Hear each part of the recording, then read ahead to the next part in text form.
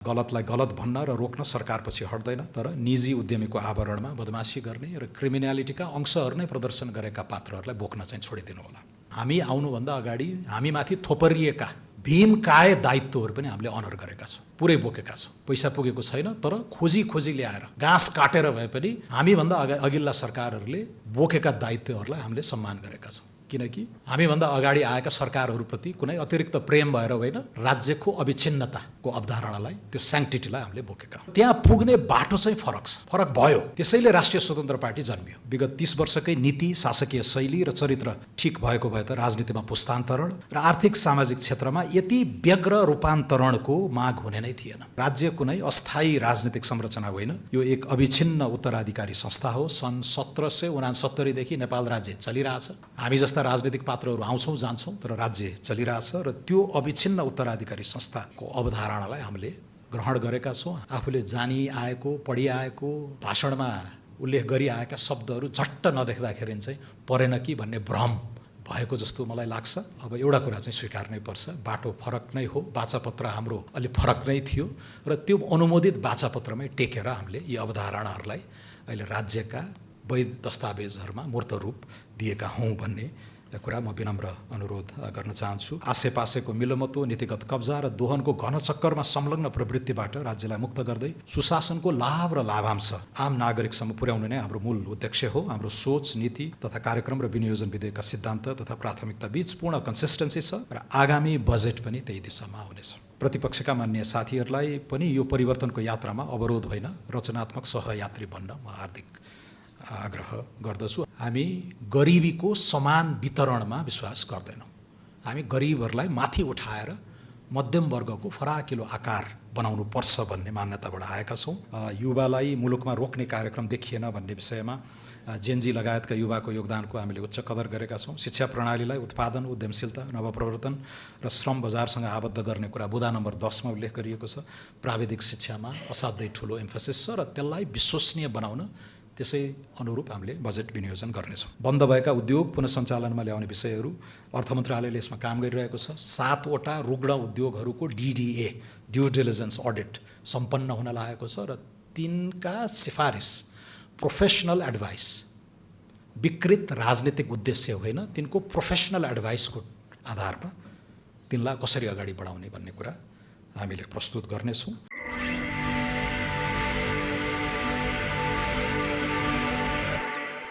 हामी बहुलवादी लोकतन्त्रमा विश्वास गर्छौँ, फरक मतको सम्मान गर्छौँ।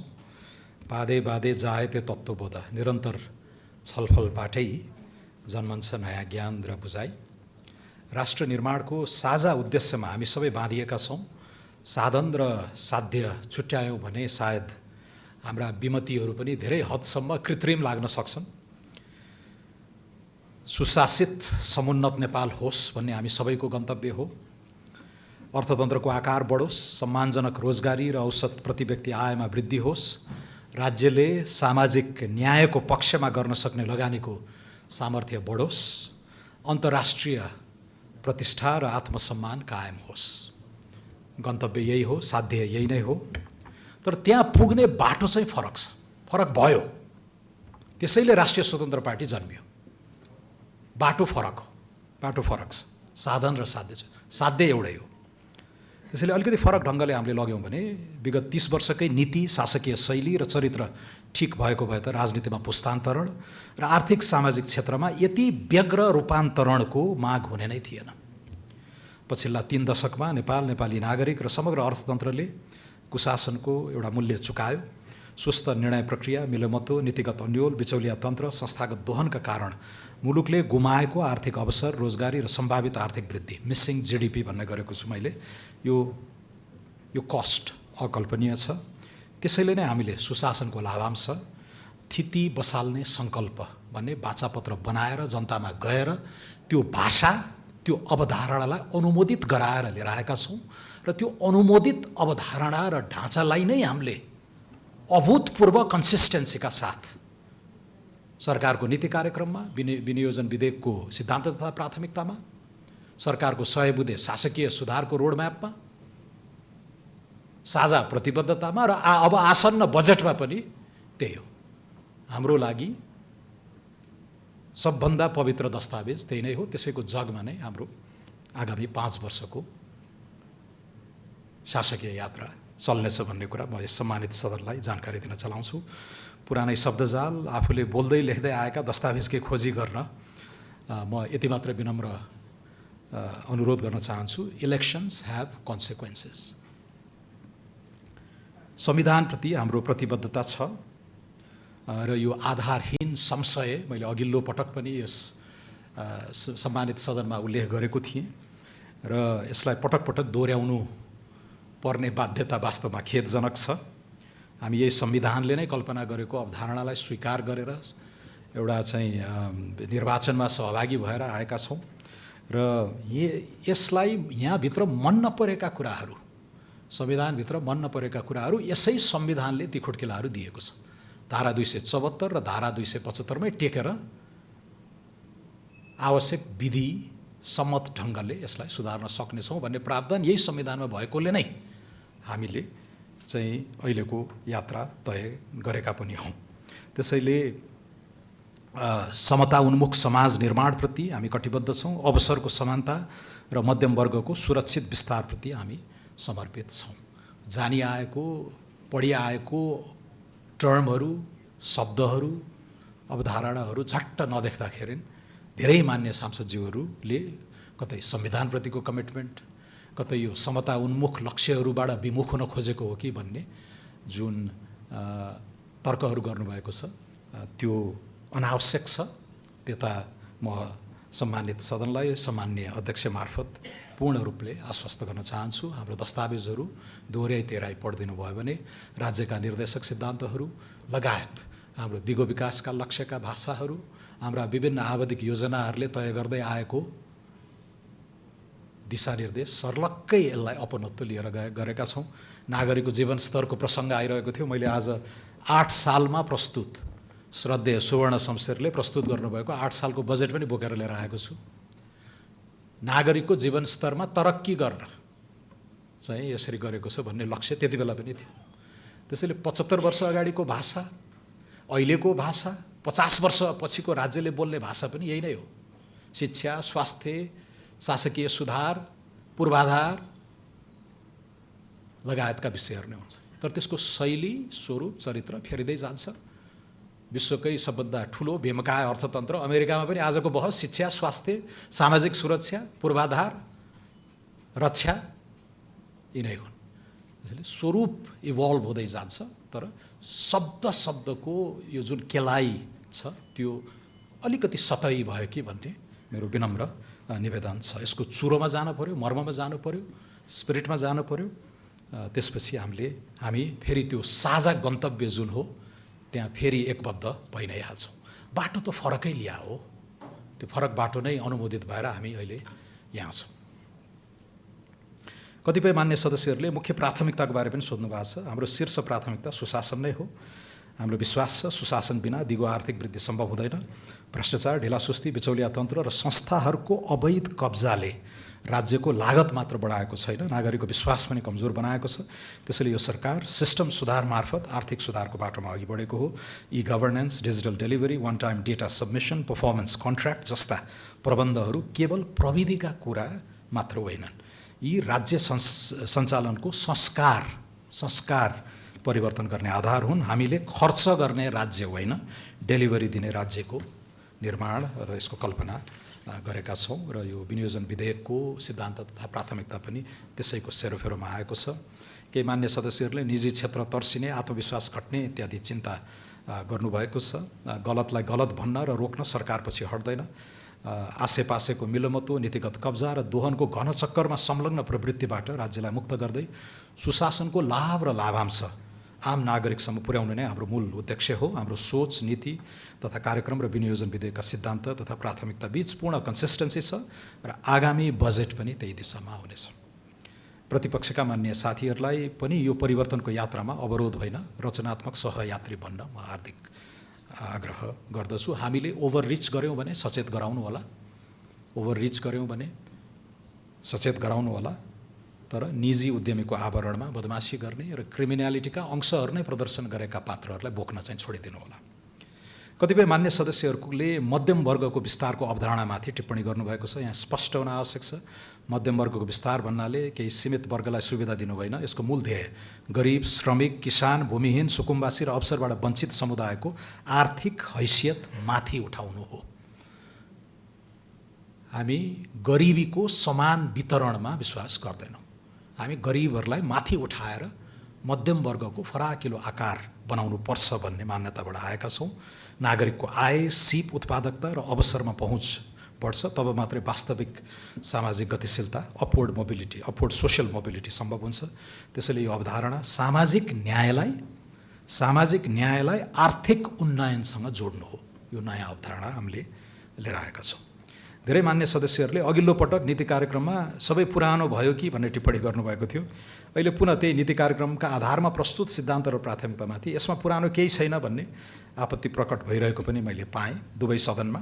म सम्मानपूर्वक पुनः दोहोऱ्याउन चाहन्छु, राज्य कुनै अस्थायी राजनीतिक संरचना होइन। यो एक अविच्छिन्न उत्तराधिकारी संस्था हो। सन् 1769 देखि नेपाल राज्य चलिरहेछ।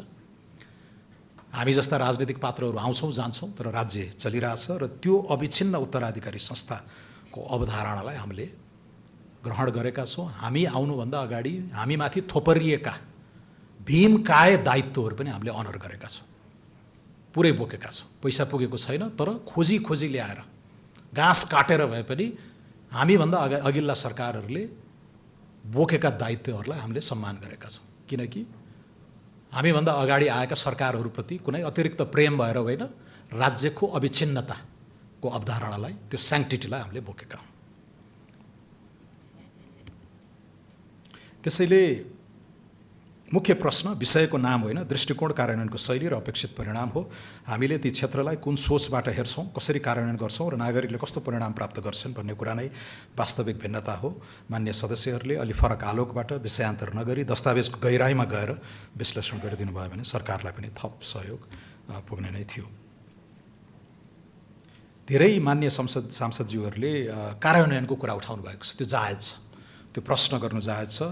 भाषिक प्रस्तुति तार्किक भए पनि यसलाई कार्यान्वयन हुन्छ त भन्ने जुन पुरानो संशय छ त्यसलाई दोहोऱ्याइदिनु भएको छ। त्यसमा म अलिकति केही कुरा राख्न चाहन्छु। कुनै पनि बजेट, नीति कार्यक्रम वा विकासको मार्गचित्र पहिले स्पष्ट रूपमा लेखिन्छ, त्यसपछि मात्र कार्यान्वयनमा जान्छ। राम्रो कार्यान्वयनको पहिलो शर्त स्पष्ट सोच, लेखाइ र उत्तरदायित्व हो।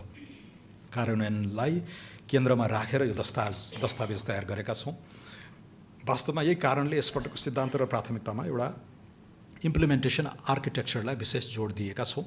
नागरिकले अब भाषण होइन परिणाम खोजेका छन् भन्ने कुरा हामीलाई राम्रोसँग थाहा छ। कानुनी सुधार, संस्थागत उत्तरदायित्व, समय सीमा, डिजिटल ट्र्याकिङ, प्रत्यक्ष अनुगमन र परिणाम मापनलाई राज्य सञ्चालनको केन्द्रमा राखेका छौँ र यसलाई हामीले मिसन मोडको पनि नामाकरण गरेका छौँ। अहिले समय धेरै नलिनको लागि म यसको व्याख्यातिर लागिन, तर विगत 50 दिनको जुन सरकारको रफ्तार छ त्यसलाई पनि यही मिसन मोडकै सोचबाट अभिप्रेरित भएर बुझ्न म सम्माननीय अध्यक्षज्यू मार्फत मान्य सांसदज्यूहरूलाई विनम्र अनुरोध गर्छु। त्यसैले यो शब्दको परिवर्तन होइन, यो गभर्नेन्स फिलोसफी र एउटा एक्जिक्युसन मोडलकै नयाँ प्रयोग भइरहेको कुरा म निवेदन गर्न चाहन्छु। हामीले प्रस्तुत गरेका 5 मार्गदर्शक सिद्धान्त, सुशासनको लाभांश, अर्थतन्त्रको पुनर्संरचना, सन्निकटताका लागि एकीकृत पूर्वाधार, सामाजिक लगानी र बहुआयामिक अन्तर्राष्ट्रिय सम्बन्ध, यिनै आधारमा प्राथमिकताहरू निर्माण गरेका छौँ। हाम्रो विश्वास छ यी प्राथमिकताले आर्थिक वृद्धि, रोजगारी, सामाजिक न्याय, उत्पादकत्व, प्रतिस्पर्धात्मकता र नागरिकको जीवनस्तरमा गुणात्मक सुधार ल्याउने नै छ। राष्ट्रिय सभाका माननीय सांसदज्यूहरूले केही स्पेसिफिक कुराहरू उठाउनु भएको छ, म त्यसलाई संक्षिप्त रूपमा सम्बोधन गर्न चाहन्छु। युवालाई मुलुकमा रोक्ने कार्यक्रम देखिएन भन्ने विषयमा जेनजी लगायतका युवाको योगदानको हामीले उच्च कदर गरेका छौँ। शिक्षा प्रणालीलाई उत्पादन, उद्यमशीलता, नवप्रवर्तन र श्रम बजारसँग आबद्ध गर्ने कुरा बुँदा नम्बर 10 मा उल्लेख गरिएको छ। प्राविधिक शिक्षामा असाध्यै ठुलो एम्फेसिस छ र त्यसलाई विश्वसनीय बनाउन त्यसै अनुरूप हामीले बजेट विनियोजन गर्नेछौँ।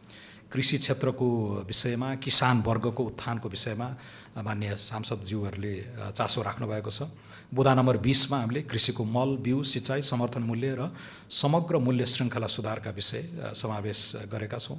कृषि, ऊर्जा, पर्यटन आदि क्षेत्रलाई आर्थिक सम्भागको रूपमा विकास गरिने कुरा बुँदा नम्बर 21 मा उल्लेख छ। निजी क्षेत्रको प्रसङ्ग अलिकति छोटकरीमा मैले अगाडि राखेँ। तर निजी क्षेत्रलाई आर्थिक विकासको अगुवाको रूपमा लिएका छौँ। ऊर्जा, हरित हाइड्रोजन लगायत नवीन उद्योगमा लगानी विस्तार गर्ने बुँदा 22मा छ। निजी क्षेत्रको आत्मविश्वास अभिवृद्धि गर्नेलाई हामीले अनिवार्य शर्तकै रूपमा लिएका छौँ। बुँदा नम्बर 22मा लगानी मैत्री वातावरण दर्जनौँ ऐनहरू हामी ल्याउँदैछौँ।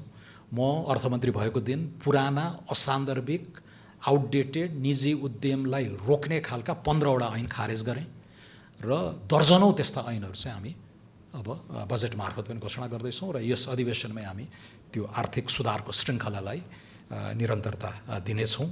भौतिक पूर्वाधार निर्माणमा निजी क्षेत्रको साझेदारी, गभर्मेन्टको ब्यालेन्स सिटभन्दा बाहिर गएर निजी पुँजी नभित्र्याउने हो भने तपाईँ हाम्रा यी ठुला ठुला लक्ष्यहरू, एक्सप्रेसवेका लक्ष्यहरू, ड्राई पोर्टका, टनलका, ओभरपासका, अन्डरपासका कुनै पनि सम्भव छैनन्। त्यसैले पहिलो पटक यसपालिको बजेटमा हामी गभर्मेन्टको ब्यालेन्स सिटभन्दा बाहिरबाट पनि निजी पुँजी आकर्षित गर्ने गरेर अगाडि बढेका छौँ र सरकारको दुर्लभ साधन स्रोत चाहिँ कर्णाली, सुदूरपश्चिम, मधेस लगायत पिछडिएका समुदायहरूमा नै केन्द्रित गर्ने लक्ष्य अहिलेको सिद्धान्त तथा प्राथमिकता पनि बोलिएको छ। संहिताको मर्मको बारेमा प्रश्न छ। सहकार्यमा आधारित संघीय प्रणालीलाई थप मजबुत बनाउँदै जाने नीति बुँदा नम्बर 13मा उल्लेख छ। सहकारी समस्याको समाधान स्पष्टसित बुँदा नम्बर 36मा बचतकर्ताको समस्या दीर्घकालीन रूपमा समाधान गर्ने र हिजोदेखि यसको प्रक्रिया पनि सुरु भएको छ। अर्थ मन्त्रालयले 25 करोड रुपैयाँ यसै साल विनियोजन गरेको छ। थप 25 करोड विनियोजन गर्नलाई हामी तयार भएर बसेका छौँ र भूमि सहकारी मन्त्रालयले यो कामलाई अगाडि बढाएको छ र यो फेरि राज्य कोषबाट बाँडिएको रकम होइन। त्यस्तो वितरणमा हामी विश्वास गर्दैनौँ। सहकारीकै सम्पत्तिलाई बेचेर एउटा चक्रीय कोषमा राखेर त्यसैबाट बचतकर्ताहरूलाई जाने प्रक्रिया सुरु भइरहेको छ। तर यो लिक्विड र इलिक्विड एसेटहरूको जुन टाइम ल्याग हुन्छ त्यसका कारण मात्रै अहिले सरकारले अस्थायी सहजीकरण गरिदिएको हो। उत्पादनमुखी अर्थतन्त्रको विकासमा बुँदा नम्बर 5, 6 इत्यादिमा स्पष्टसित लेखिएको छ। सामाजिक न्याय, विपन्न, दलित, सीमान्तकृत समुदायका कुराहरू बुँदा नम्बर 36 र 37 पुनः पढिदिनु हुन म विनम्र अनुरोध गर्दछु। मधेस कर्णालीका विषयहरू पनि बुँदा नम्बर 38मा स्पष्टसित हामीले लेखेका छौँ। सामाजिक विकासको मूल प्रभावबाट वञ्चित कर्णाली, मधेस र सुदूरपश्चिम लगायतका क्षेत्रहरूको रूपान्तरण राज्यको शीर्ष प्राथमिकतामा रहेको। अलिकति मैले के समान पाएको छु भने माननीय सांसदज्यूहरूले आफूले जानी आएको, पढिआएको, भाषणमा उल्लेख गरिआएका शब्दहरू झट्ट नदेख्दाखेरि चाहिँ परेन कि भन्ने भ्रम भएको जस्तो मलाई लाग्छ। अब एउटा कुरा चाहिँ स्वीकार्नै पर्छ, बाटो फरक नै हो, वाचापत्र हाम्रो अलि फरक नै थियो र त्यो अनुमोदित वाचापत्रमै टेकेर हामीले यी अवधारणाहरूलाई अहिले राज्यका वैध दस्तावेजहरूमा मूर्त रूप दिएका हौँ भन्ने कुरा म विनम्र अनुरोध गर्न चाहन्छु। मध्यम वर्गभन्दा तल्लो वर्गको उत्थान राज्यको प्राथमिकता हुनुपर्ने विषय। यसमा विपन्नको सहारा राज्य नै हो, तर मध्यम वर्गको आकार र स्वरूपलाई हामीले थप समृद्ध फैलाउन सकेनौँ भने यो लोकतन्त्र पनि टिक्दैन र विकासका परम्परागत मानकहरूलाई पनि न्याय गर्न सक्दैनौँ भन्ने मेरो व्यक्तिगत दृढ विश्वास भएको हुनाले यी कुराहरू मैले यसरी जोड दिएर उल्लेख गरेको छु। नयाँ कोषको लागि दिगो स्रोतको बारेमा यो त मान्यज्यूले पढ्नु नै भएन भन्ने कुरामा निष्कर्षमा पुगेँ। बुँदा नम्बर 23मा वैकल्पिक विकासबाट पूर्वाधार बन्द, हरित बन्ड, वित्तका स्रोतहरूको खोजी र त्यो अघि मैले भनेको अवधारणा गभर्मेन्टको ब्यालेन्स सिटबाट होइन, गभर्मेन्टको ब्यालेन्स सिटभन्दा बाहिर गएर सोर्सहरू नखोज्ने भने हामी पुँजीगत खर्च अब गर्न सक्दैनौँ। यसपालि 4 खर्बको पुँजीगत बजेटमा आजका दिन, अब 2 महिना पनि बाँकी छैन आर्थिक वर्ष सक्नलाई, जम्मा 1 खर्ब खर्च गरेका छौँ। 66 खर्बको अर्थतन्त्रमा सरकारले लगानी गरिदिएको जम्मा 1 खर्ब पुँजीगत खर्च। त्यसले त हामी कहाँ पुग्छौँ? कहीँ पनि पुग्दैनौँ र ती ठुला ठुला लक्ष्यहरू, आर्थिक वृद्धि र अर्थतन्त्रको आकारलाई ठुलो बनाउने कुराहरूमा हामीले अन्य सरकार बाहिर पनि एउटा ठुलो निजी क्षेत्र छ, स्वदेशी, प्रवासी र विदेशी, तिनको पुँजी अब ल्याउनुपर्छ र त्यसको लागि जुन कमिटमेन्ट चाहिन्छ, पोलिसी कमिटमेन्ट, त्यो दिन यो सरकार चाहिँ तयार छ। वित्तीय पारदर्शिता लगायतका विषयहरूमा चाहिँ सुशासन आगामी बजेटको मार्गदर्शक सिद्धान्तकै रूपमा रहेको कुरा मैले निवेदन गरेँ। बजेटरी सुशासन कायम गर्ने विषय लगायत सार्वजनिक सेवा प्रवाहलाई डिजिटलाइजेसनको जुन एम्फोसिस छ त्यसबाट सम्बोधन गरिएको कुरा म यहाँ निवेदन गर्न चाहेँ। मौजुदा पेट्रोलियम पदार्थको सङ्कटलाई सम्बोधन गर्न विद्युतीय उपकरणको उपयोगलाई जोड दिनुपर्ने कुरा विषय यहाँ राष्ट्रिय सभामा उठेको रहेछ। नवीकरणीय ऊर्जाको विकासका लागि प्राथमिकता बुँदा नम्बर 27 काठमाडौँ उपत्यका लगायतका प्रमुख सहरहरूमा मास ट्रान्जिट प्रणाली विद्युतीय मास ट्रान्जिट प्रणाली बुँदा नम्बर 29 मा छ। भूमिहीन र सुकुम्बासीको व्यवस्थापनको विषय बुँदा नम्बर 37 मा हामीले लेखेका छौँ। स्वास्थ्य बिमाको समूल पुनर्संरचना बारे पनि हाम्रो ठुलो कमिटमेन्ट आएको छ 35 नम्बर बुँदामा। त्यो हामी गर्छौँ किनकि गत साल 10 अर्ब विनियोजन गरिएको स्वास्थ्य बिमाको आजको दायित्व 30 अर्ब नागिसकेको छ। 28 अर्ब विनियोजन गरिएको कृषि मलको दायित्व अहिले 66 अर्ब पुगेको छ। यो धान्न सक्दैनौँ हामी। यिनमा हामी निर्मूल आमूल सुधार गर्ने गरेर अगाडि बढ्छौँ र बजेटले त्यसलाई सम्बोधन गर्छ। आवधिक योजना, अन्तर्राष्ट्रिय सम्झौता, मार्गदर्शक सिद्धान्त हुन्। राज्यको कन्टिन्युटी अविच्छिन्नतामा हामी विश्वास गर्छौँ र यी कुराहरूमा विनियोजन विधेयकको सिद्धान्तले स्पष्टसित बोलेको छ। बन्द भएका उद्योग पुनः सञ्चालनमा ल्याउने विषयहरू अर्थ मन्त्रालयले यसमा काम गरिरहेको छ। 7 वटा रुग्ण उद्योगहरूको DDA ड्यू डिलिजेन्स अडिट सम्पन्न हुन लागेको छ र तिनका सिफारिस प्रोफेसनल एडभाइस विकृत राजनीतिक उद्देश्य होइन, तिनको प्रोफेसनल एडभाइसको आधारमा तिनलाई कसरी अगाडि बढाउने भन्ने कुरा हामीले प्रस्तुत गर्नेछौँ। तिनको उपयुक्त मोडल सरकारले चलाउँदैन तर PPP मोडलमा हामी ती कुराहरूलाई अगाडि लान्छौँ। सार्वजनिक संस्थानहरूको पनि पुनर्संरचना गरिने कुरा बुँदा नम्बर 23 मा उल्लेख छ। अधुरा आयोजना सम्पन्न गर्ने कमिटमेन्ट अघि मैले निवेदन गरिसकेँ। ठुला परियोजना कार्यान्वयनमा देखिएका कानुनी तथा प्रक्रियागत समस्या हल गर्न आयोजना प्रमुखसँगको कार्य सम्पादन सम्झौता गर्ने जस्ता विषयहरू, राष्ट्रिय प्राथमिकता प्राप्त परियोजनालाई निश्चित समयमा सम्पन्न गर्ने, अघि मिसन मोडको मैले चर्चा गरेँ जस्तै यसलाई नतिजामूलक ढङ्गले हामीले बजेट विनियोजन गर्नेछौँ र आन्दोलनका क्रममा क्षतिग्रस्त पूर्वाधारको पुनर्निर्माणलाई यसलाई बजेट तथा कार्यक्रममा ठोस रकमसहित नै हामीले सम्बोधन गर्नेछौँ। अघिल्लो सरकारले गरेको कमिटमेन्टलाई पनि अर्थ मन्त्रालयले यसलाई अनर गरि नै रहेको छ। बजेटको निकासा भइ नै रहेको कुरा म सम्मान्य अध्यक्ष मार्फत माननीय सदस्यज्यूहरूलाई निवेदन गर्न चाहन्छु। सम्मान्य अध्यक्ष महोदय, हामीले प्रस्तुत गरेको विनियोजन विधेयकका सिद्धान्त तथा प्राथमिकताले केवल सरकारको दृष्टिकोण मात्र प्रतिनिधित्व गर्दैन, यसले संविधानका निर्देशक सिद्धान्त, राष्ट्रिय योजना लगायतका विषयहरूलाई पनि प्रतिबद्धताका रूपमा इमान्दार प्रयत्नका रूपमा यसलाई ग्रहण गरिदिन म यस सम्मानित सदन समक्ष आग्रह गर्दछु। अन्त्यमा यहाँबाट उठेका महत्त्वपूर्ण धारणाहरूलाई सरकारले गम्भीरतापूर्वक ग्रहण गर्नेछ।